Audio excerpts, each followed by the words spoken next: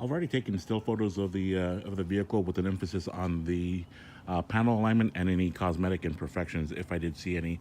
But let's go ahead and dial in during this segment of the video. What I do is I do a walk around and I do point out some issues, and then also we'll do a paint meter measurement so we can see what we're dealing with as far as metal finish versus body filler. So dialing in, I'm about 6 to 7 feet away now. This is the way the vehicle presents itself. From this distance here, it looks pretty clean. Nothing really stands out at you, but let's go ahead and dial in. Starting off here with the right front bumper area, what I like to do is just check the chrome finish. Chrome looks good, very presentable. Also like to just give a light tap to the grille and its components, and it's all nicely secured. Just some of the bright work here, just a slight indentation, but again, standing a foot away is when I picked up on it, not from a distance. So okay, grill good, kidneys good, nice. Okay, it's a light little tap, and again the chrome in presentable condition. Okay. Starting off here with the hood, we'll get some paint meter readings. This meter here measures in the mils. So this first reading here, when you get that specific reading of 19.7, that's an indication of body filler. I don't know how much, but it tells me that there is body filler here. And what I like to do when I get those type of readings is I'll run my hand across the panel, and I'm checking for any like waviness, prep work issues, anything. But it seems like the quality of workmanship is definitely there. I'm not feeling any waviness. The paint is smooth to the touch. All right, some more readings. 20, 19.7. So yeah, so we know it's got body filler, but it seems like it's nicely done. 8.5, 11, 11, 13, 8.5, and 7.5. All right, grill looks good. I'll be checking the operations of the windshield wipers later. Here's a view of the dash, and also I'll be taking pictures from the inside. I just try to capture as many angles as possible, and then looking at the windshield as well. I don't see any obvious signs of chips, cracks, or delamination. Rubber looks like it's in good condition as well. This is a slight scratch that I didn't pick up on earlier, but again, you stand back 5 feet and you really can't even tell. All right, antenna nicely installed. Okay, let's get the roof readings here. Swage lines, they're still in place there on the left and the right side. That's 16 and a half, 17, great readings, 11, and 8.5. I saw some cosmetic imperfections, but I think is seeing it from the left side, so I'll be sure to comment on that. The glass wing window, bright work. You can see some slight blemishing there and some slight scratches. I always try to capture the tags on the glass. It's always nice. And looks like some slight little scratches. Chrome here on the outside mirror, nicely secured, good. Glass in decent shape here. And again, we got the markings there on the glass. Okay, looking at the left front door, 9.5, 18.5, 13, and 19.7. So maybe some body filler down here, but again, I'm not feeling any waviness. I also like to open and close the doors. That tells me a lot about the car as far as attention to detail. And what I do is I follow a swage line here and checking for if it drops or not. So here we go. It's opened nice and straight. Door doesn't drop, and let's close it. So it looks like it's just catching up on the door panel here, but sometimes when you have to close or I should say, when in the beginning, when these rubber seals are brand new, you actually got to put some effort into the in closing the doors because the seals are new, right? They'll eventually get worked where they flatten out a little bit, but so I'd say for right now it's permissible. Again, door panel, I can just pop that back in, and then let's close it again. So nice solid close, semi-flush there with the adjacent panel there. I did notice some little scuff marks here on the left front fender and to the door. That might be worked out with a professional detail or something. Okay, good. And let's work our way back here. Again, when I look at the paint finish, looks decent, right? I see some impurities in the paint, but again, this is what I do for a living, so it's difficult for me to even notice it. So Your casual observer would definitely consider this car pretty impressive. Looking at the left quarter panel, 8.5, 15.5, 19, so we've got some body filler there, 11.5 and 19.7. So body filler, but again, seems like it's nicely done. I also like to do the wheel well area. So let me just capture that really quick.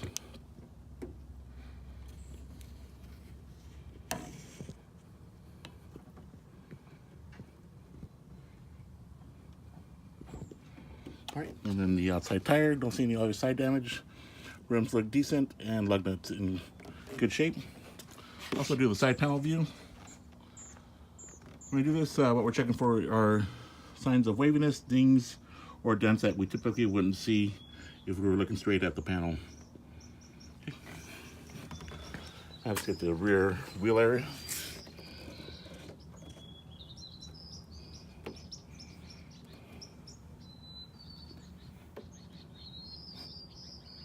Okay, and outside there looks good.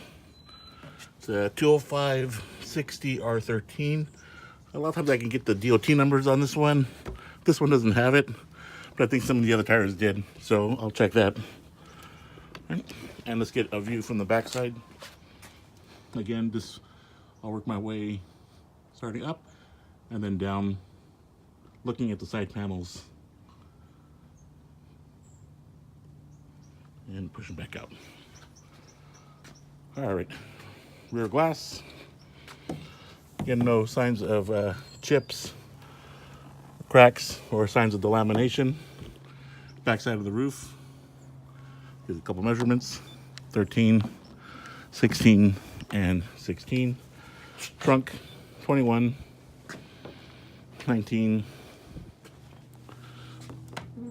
19.7, 18.5. Looking at the backside, chrome looks presentable. It's missing a badge here. Taillights look good.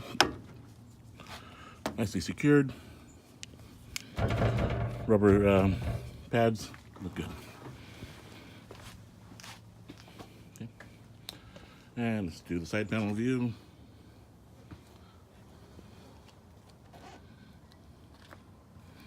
All right. 9, 10, 9, right rear wheel, and the wheel well area. I still have to review the video myself. I'm getting a glare on the screen, so I don't even know what I'm capturing right now. Okay, the side panel view. The glass looks good. 9, 18. Here on the passenger side, the upper edge here, it's got some chipping there. Okay, see a view of that. Other than that, the glass looks decent. Wing window, good shape. Just a light little scratch here on the roof, 11.5. And here on the top side is where I saw the paint impurities. Just right there. It seems so minor that I don't even know if the camera will pick up on it. So what I do is I capture as many angles as I can using the reflection as an aid. Again, most people wouldn't even notice this stuff. Okay. And some more back on the back end, but at least you know. Right, looking at the right front or passenger door, 8.5, 8. Swage line looks consistent. Just a minor little scratch there and a little chip there. 17, 8, 15, 10, and the right front wheel well area.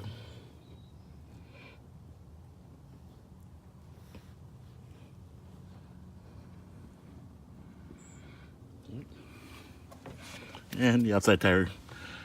The outside tire does have the markings here, and if I'm reading that correctly, that should be 2016 on the 38th week or 30th, one of the two. The 2016. And then one final view of the side panels. Moving on. One of the reasons I like to do so many passes when I inspect these cars, because sometimes I won't notice something, but right now I just caught the right lighting, and there's just that little Audi here on the hood itself.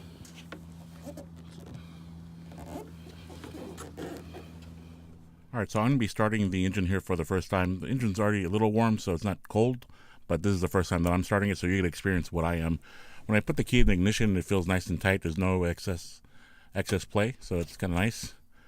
Here we go. To neutral. Okay, lights are on. I always step on the clutch just in case. And here we go. All right, single click, thing fires right up. So that's kind of nice. RPM looks like it's floating just above 1,000, right? So it does feel a little rough right now, but we'll get back to it. Let me rev it up a little bit.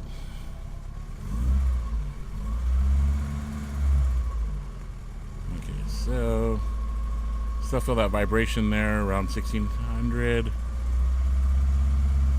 Closer to 2,000, I don't feel so much of vibration. Looking at the gauges here at idle, about 40 pounds. Volts are above 14. We'll keep an eye on the temperature gauge, see if that moves, and the fuel level is at half. What we're going to do right now is we're going to walk towards the rear of the vehicle.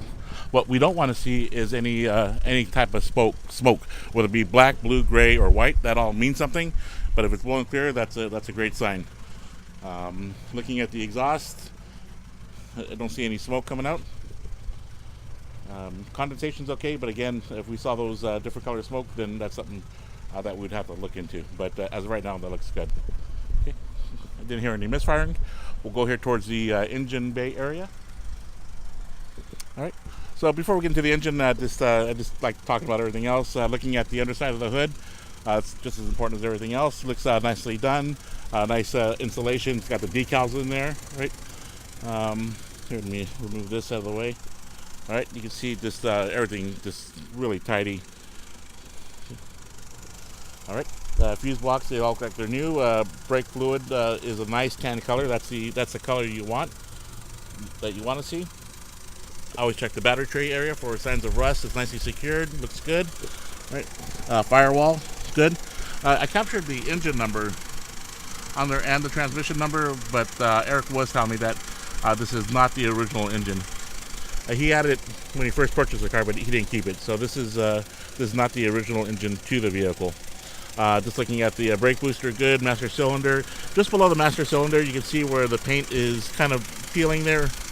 And more than likely, I'm guessing that when they're bleeding the brakes, it just leaked down there because I don't feel any wetness when I put my hand underneath there.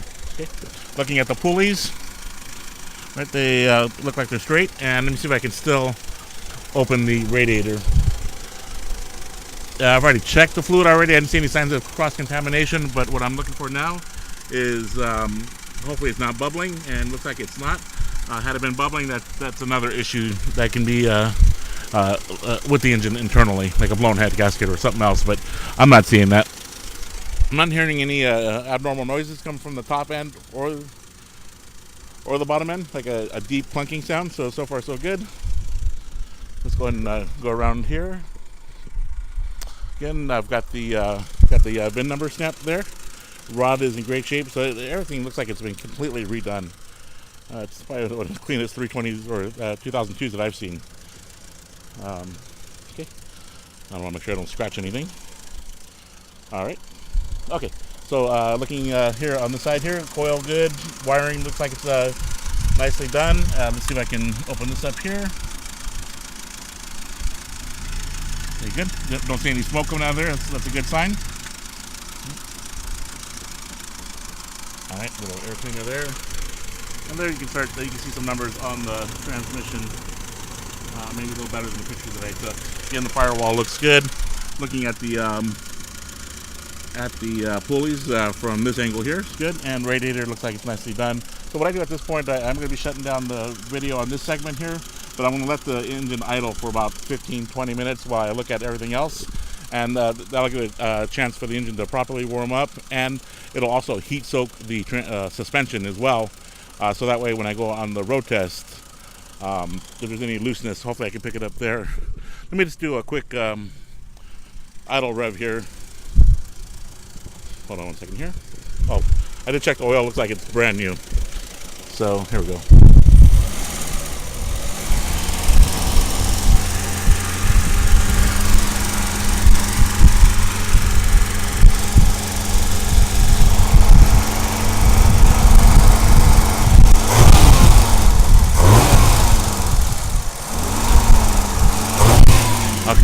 So it's very responsive when I went to accelerate it, so that's good. All right. And let's take one last look at the gauges, see if the temperature gauge has moved. All right, yes, I see the temperature is climbing, and if it goes any higher than half or 3/4, I'll be sure to mention something. And oil pressure is still maintaining around 38 pounds, volts above 14.